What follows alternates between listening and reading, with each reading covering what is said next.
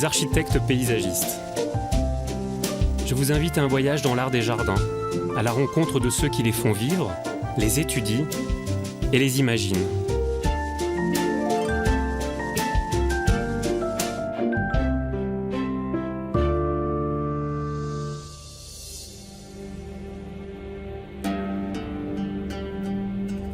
Au cœur de l'Iran, Ispahan s'étend au pied du mont Carcasse. Cette ville, grâce à une situation géographique privilégiée, a toujours attiré les dynasties au pouvoir, devenant au fil du temps un des joyaux du Moyen-Orient. Son centre a été conçu au XVIIe siècle par la dynastie des Safavides. Ils en ont fait une véritable ville-jardin, s'inspirant du modèle du jardin persan ancestral, le Shaharbagh.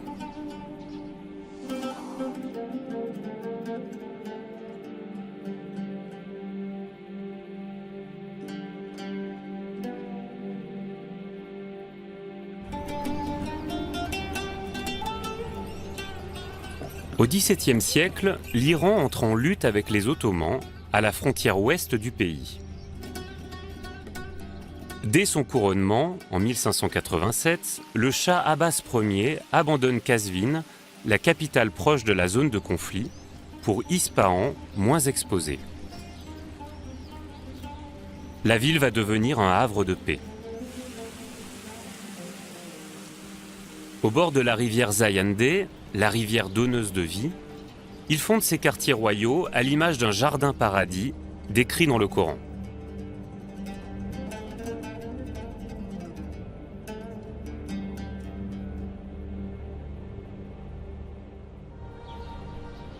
À Che'el Sotoun, l'un des jardins de la ville, je retrouve Fatemeh Haïdari.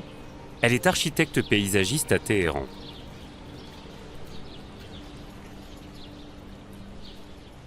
Le Shaharbagh est un modèle de jardin persan qui consiste en un pavillon à la croisée de deux axes qui découpe le jardin en quatre. Ce modèle va essaimer partout depuis l'Iran vers le monde musulman. Il va aussi inspirer la forme de la ville. Est-ce qu'on peut dire que Che'el Sotoun fait partie de ce modèle ? L'existence du modèle du Shaharbagh renvoie à nos croyances et à notre culture religieuse. Shaharbagh signifie 4 jardins. Le nombre 4 est un nombre sacré et le Shaharbagh est un symbole qui vient du Coran. En effet, dans le Coran, il est dit à de nombreuses reprises que dans le paradis, comme dans le jardin imaginaire, coulent 4 ruisseaux. Ces 4 ruisseaux ont donné la forme du jardin Shaharbagh qui apparaît à l'époque safavide. L'entrée du jardin est sur cet axe longitudinal et arrive sur le bassin. Nous avons donc ici un bassin qui est la représentation de l'océan cosmologique, avec l'eau comme source de vie, concept récurrent dans le Coran. Ce bassin est rempli d'une eau totalement immobile, pour servir de miroir dans lequel on peut contempler le reflet du palais. On retrouve ici la notion de reflet et d'image qui nous renvoie au jardin imaginaire.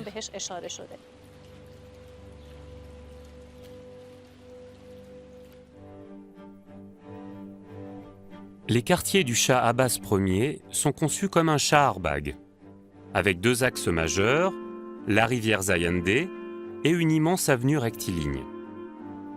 Le pont de Sios-et-Paul marque leur convergence. Au XVIIe siècle, on dénombrait à cet endroit plus de 30 jardins paradisiaques.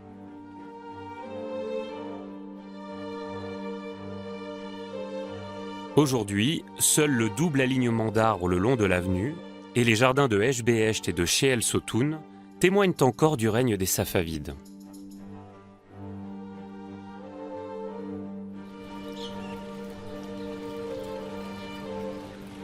Le jardin de Che'el Sotoun est conçu comme l'entrée du palais royal. Destiné aux cérémonies et à la réception d'ambassadeurs étrangers, cet ensemble mêle intimement nature et architecture.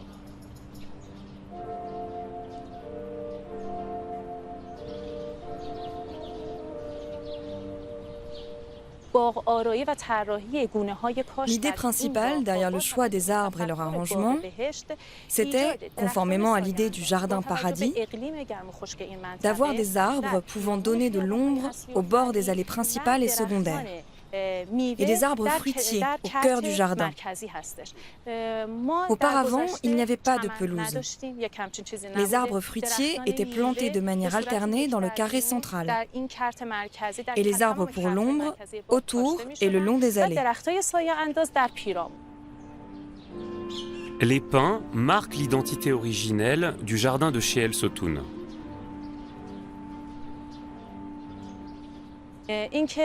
L'entrée dans l'espace du jardin est progressive. Et pas à pas, on s'imprègne de l'espace. On découvre le grand jardin, puis les invités entrent dans le palais de Sheel Sotoun pour pouvoir accéder à la cour du roi.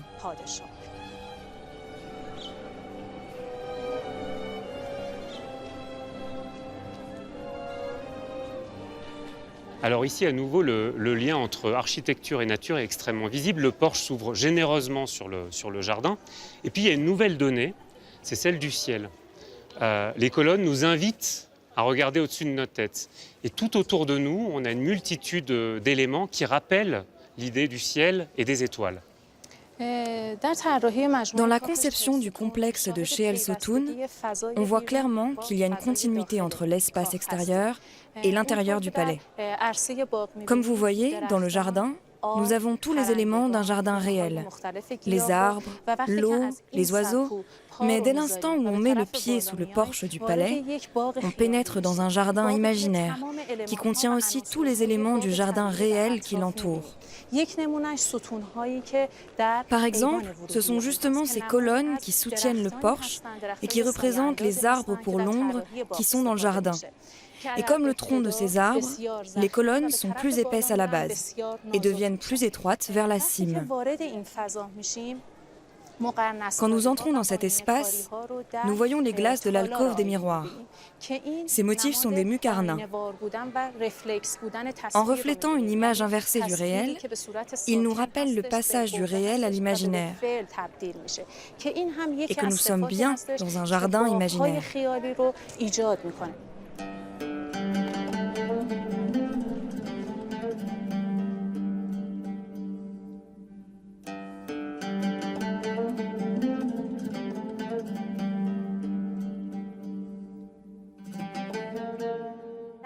Les décorations de la salle d'honneur reprennent des éléments naturels, des plantes, des oiseaux, des poissons, des animaux en tout genre. Et cela évoque le jardin du paradis, qui est toujours présent à notre esprit comme un élément culturel avec lequel nous, les Iraniens, nous avons grandi.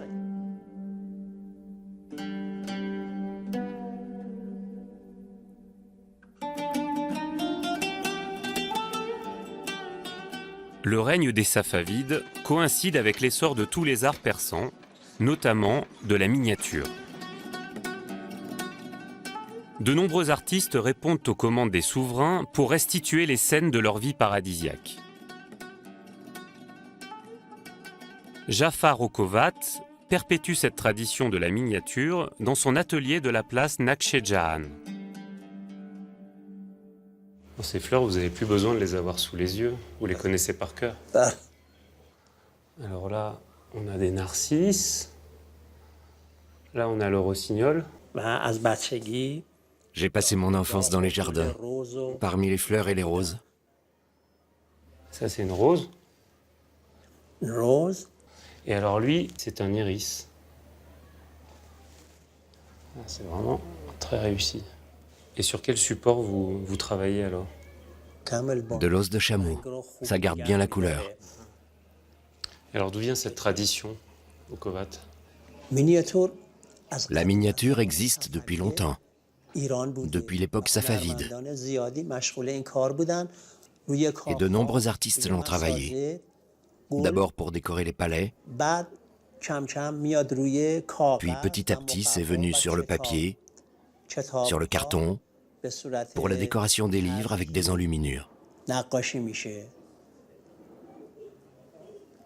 Les plus grands maîtres étaient ceux de l'époque safavide, comme Reza Abazi. Et moi, maintenant, cela fait 40 ans que je fais de la miniature. Sur du papier, sur des os de chameau.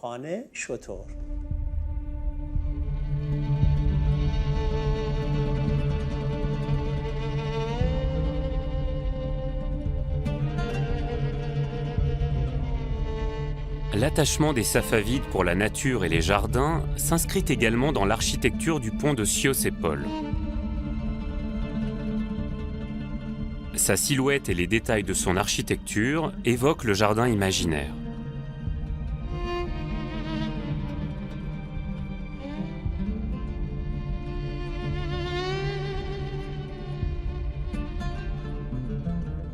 Ahmad Montazer est maître de conférences à l'Université d'art et d'architecture d'Ispahan.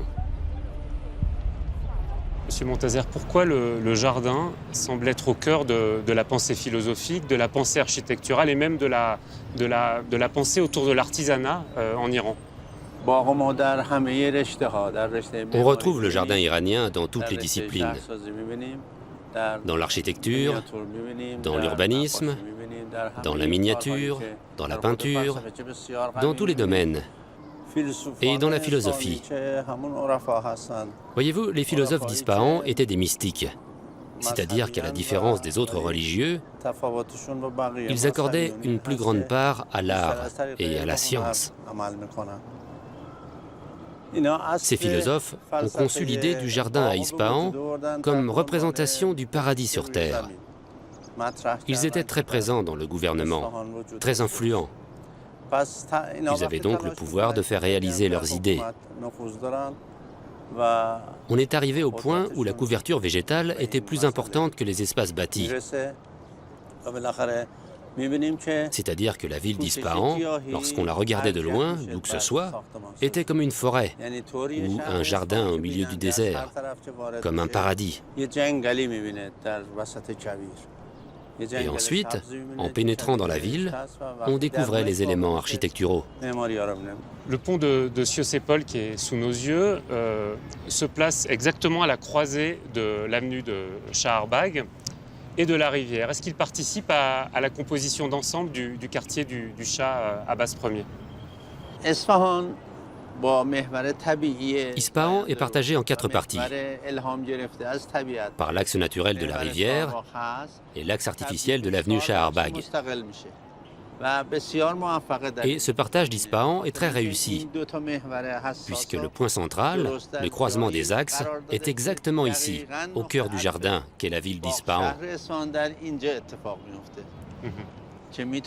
Et ce pont est l'essence de cette ville-jardin, car en passant sur le pont à travers ces arches, on peut admirer parfaitement la nature. On est au cœur de la nature. Ce pont est un élément central de Shaharbagh. On l'appelle aussi Allah Verdi Khan, qui est le nom de son bâtisseur. C'était l'une des personnes les plus proches de Shah Abbas Ier. En construisant ce pont, il pensait déjà à la ville-jardin.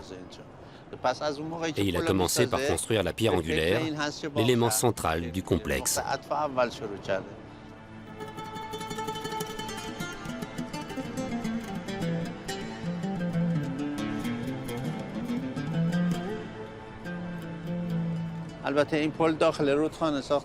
Le pont a été construit hors de la rivière. On ne l'a pas construit sur la rivière. En général, on construit un pont au point le moins large d'une rivière. Mais ici, c'est le point le plus large.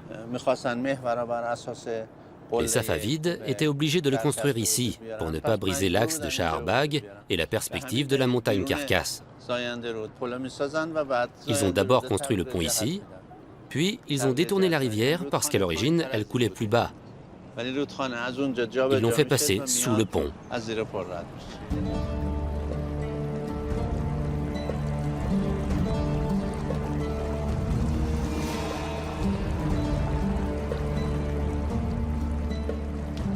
Une dizaine d'années est nécessaire pour mener à bien ce chantier colossal.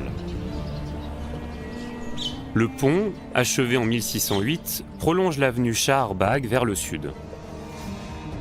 La rivière forme l'axe transversal de la ville, qui se dessine alors comme une réplique du plan typique du Shaharbagh.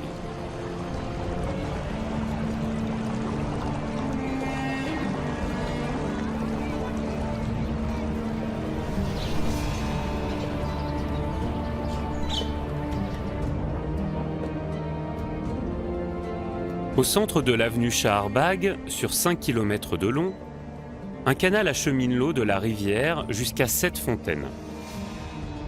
Bordé d'arbres, cet axe est conçu comme un jardin à part entière. D'autres petits canaux, les madis, irriguent les jardins de part et d'autre de l'avenue.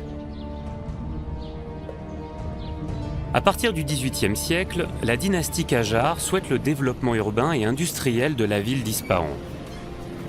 Les jardins, consommateurs d'espace et trop coûteux à maintenir, sont progressivement détruits. Roya Saatian est architecte paysagiste à Téhéran.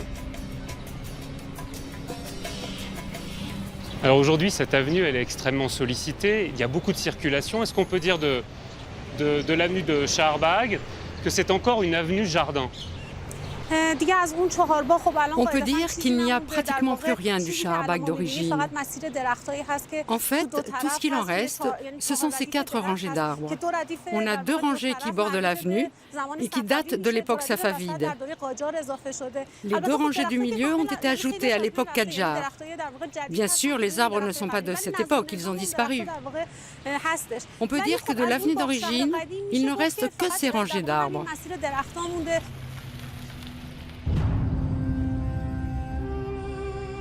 Des 30 jardins qui bordaient l'avenue au XVIIe siècle, seul le jardin de Eshbehesht a été préservé.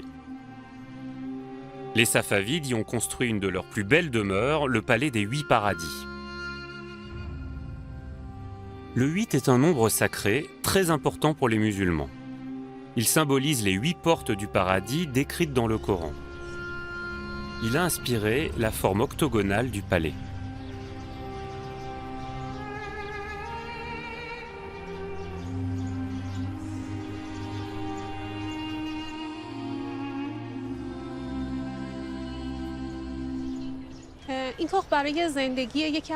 Ce palais a été construit pour être habité par l'un des rois de la dynastie safavide, Sultan Soleiman. À la différence de Shel Sotoun, ce palais a été construit pour que le roi y habite.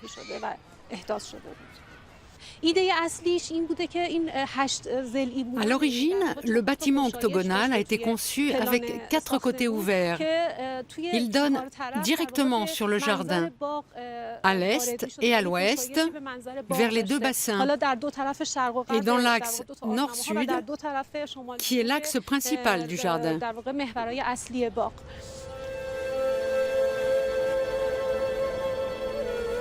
Un seul des 2 bassins de l'époque safavide a été conservé, mais l'influence du modèle du Shaharbagh est toujours visible avec un palais au croisement de 2 axes perpendiculaires.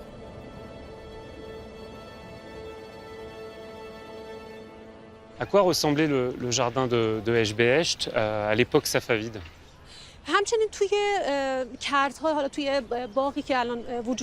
Il y a eu beaucoup de changements dans les parcs. Autrefois, tout autour de ces carrés, il y avait déjà des arbres, créant de l'ombre pour les visiteurs. Mais au centre, il y avait des arbres fruitiers. Ils étaient très variés et attiraient beaucoup d'oiseaux. C'est d'ailleurs peut-être pour cela qu'on appelait ce jardin le jardin du rossignol. Mais maintenant, les arbres fruitiers ont disparu et les oiseaux sont plus rares. Désormais, le rossignol ne chante plus que sur les peintures murales du palais de Eshbehesht.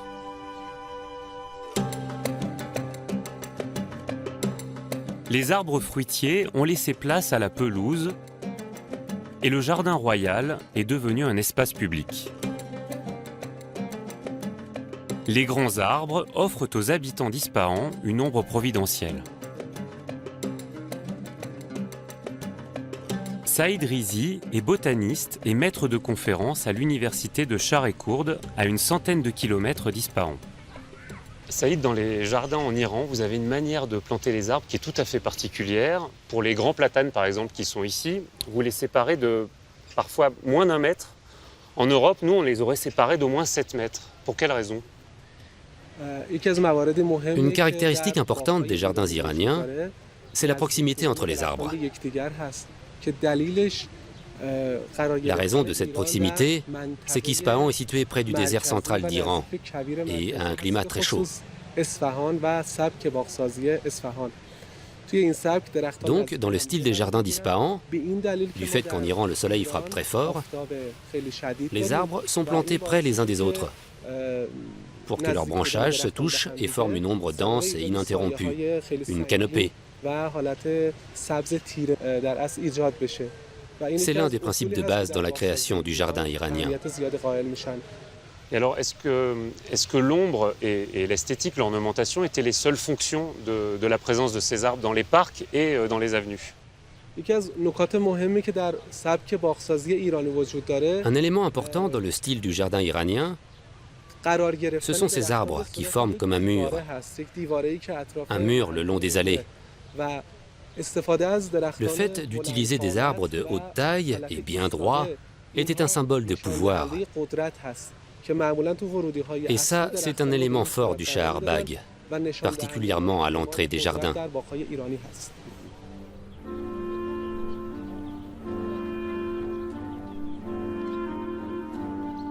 À l'époque des Safavides, les arbres qui symbolisent la puissance royale sont des espèces locales comme le peuplier, le pin, le platane ou le frêne. Il y a alors peu de contact avec les autres pays et les méthodes pour acclimater et multiplier les espèces exogènes ne sont pas maîtrisées. Plus tard, sous la dynastie Kadjar, le voyage du roi en Europe favorise l'importation de nouvelles espèces en Iran. Des arbustes, comme les églantiers ou les prunus, sont progressivement plantés.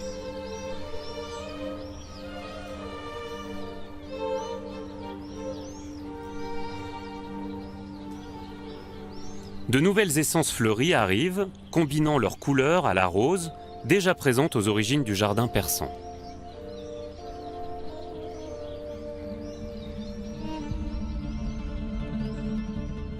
Le raffinement de l'art safavide a fait la réputation des jardins d'Ispahan. Surnommée la moitié du monde, la cité reste la capitale de l'Iran jusqu'en 1750. Son centre conserve aujourd'hui encore la couverture végétale des paradis de jadis. Armin Baramian est urbaniste à l'université d'art et d'architecture d'Ispahan. Alors ici, on le voit très bien depuis les toits, la ville est complètement noyée sous la végétation, à tel point qu'on ne fait plus le distinguo entre le jardin de Eshbehesht et l'avenue de Shahar Bagh. L'idée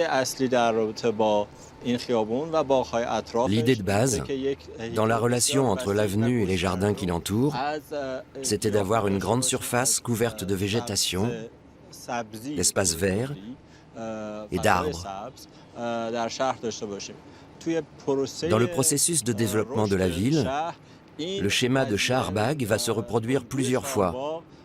Nous avons maintenant des rues perpendiculaires à l'avenue Shahar Bagh, qui lui ressemblent exactement à plus petite échelle, et qui suivent le développement de la ville jusqu'à arriver à des obstacles naturels, comme les collines. Le Shah Abbas Ier voulait faire d'Ispahan la plus belle ville du monde. Est-ce que finalement cette ville a été et est un modèle unique? Bien sûr, l'idée de base qui venait du jardin iranien et le fait d'en utiliser les principes dans la planification de la ville, c'était une première. C'était une entreprise unique en son genre à l'époque. Et même après, rien de semblable n'a été fait à une telle échelle. Mais aussi, je voudrais ajouter ma théorie personnelle. L'Iran est au Moyen-Orient, c'est-à-dire à mi-chemin entre l'Orient lointain et l'Occident.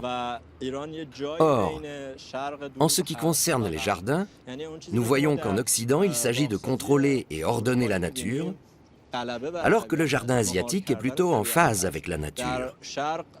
Donc ici, au milieu de ces cultures, au Moyen-Orient, Nous avons une forme de jardin qui, dans les grandes lignes, essaie d'ordonner et de contrôler la nature, mais qui lui laisse sa liberté dans le détail. Par exemple, on ne taille jamais les arbres. On les laisse pousser naturellement. Donc nous sommes entre le contrôle de la nature et le laisser-faire de la nature, entre l'Asie et l'Occident. La géométrie, les grands axes, les perspectives d'Ispahan nous renvoient à une conception familière de la ville. Une corrélation étonnante qui nous interroge sur les liens culturels et esthétiques, conscients ou inconscients, tissés entre l'Orient et l'Occident.